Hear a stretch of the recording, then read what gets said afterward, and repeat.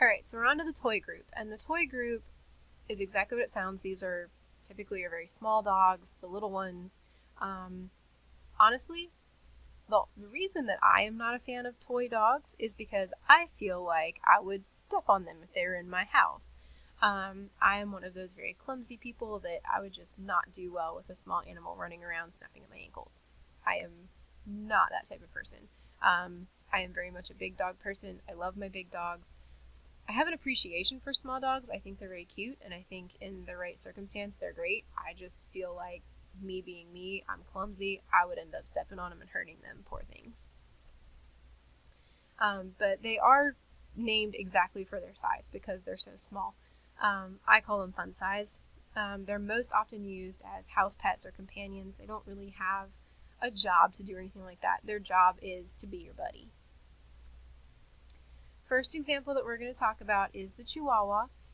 It is named for the state of Chihuahua in Mexico, and it is the smallest breed of dog in the world, and definitely the oldest on the American continent. My sister-in-law has one of these, and I gotta be honest with you, I've never met a nice Chihuahua until I met this one.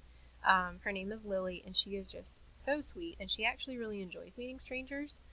Most Chihuahuas do not. They are not a stranger person. They're much more into, like, they're like a one-person dog, but Lily is the total opposite. It's pretty awesome. They are noted as kind of like enjoying their own breed, or they're known as kind of a clannish breed that typically does not like other breeds of dogs. Lily would be an example of the opposite of that as well. She actually lives with 2 miniature pinschers and loves them.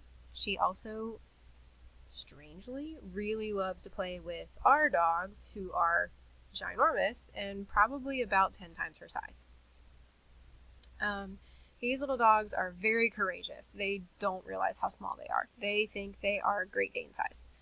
They're very energetic, very lively, very alert. They are very intelligent, but typically kind of like a one-person dog.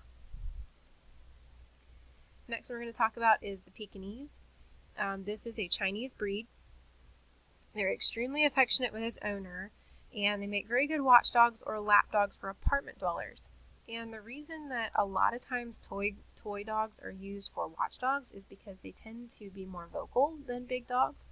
And it really doesn't matter what size the dog is behind the door. If an intruder hears a dog barking, they're probably not going to risk coming into that house. Someone goes to burglarize your house and you've got a dog behind the door, it doesn't matter. That dog could be a Chihuahua.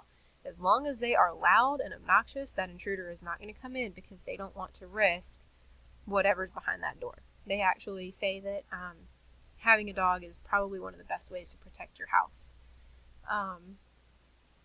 But the Pekingese, really, they're not afraid of really anything, but particularly larger adversaries. They will show great courage. They're very brave little dogs. They do require teeth care, and this really is meant to prevent decay. They also require frequent coat care. Because of that squished face, the anatomy in their mouth is a little bit difficult to care for. That's why they need that tooth care so much.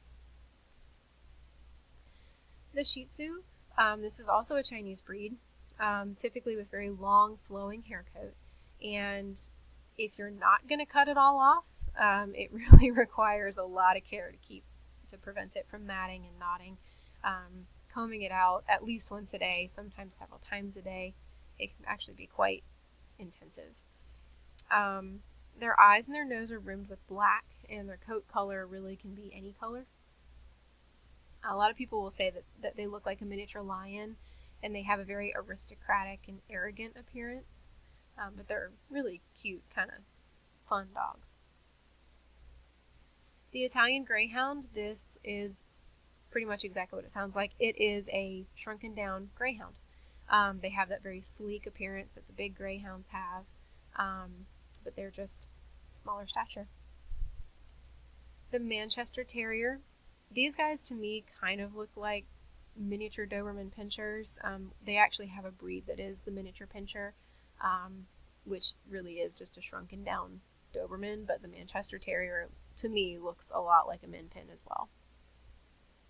The pug. I think these guys are really cute, but to be honest, I'm a little bit biased against them. The only severe dog bite I ever sustained was from a pug, believe it or not. And the non-sporting group will be in the next video.